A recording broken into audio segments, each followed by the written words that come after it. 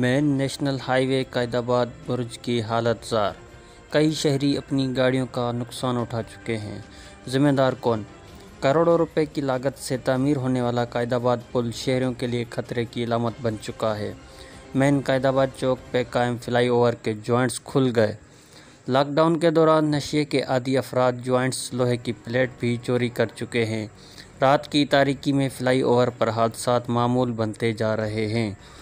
Work and services department اور مالی انتظامیہ کی نااہلی کے باعث پل کے جوائنٹس کھلنے کی وجہ سے کئی موٹر سائیکل افراد زخمی بھی ہو چکے ہیں۔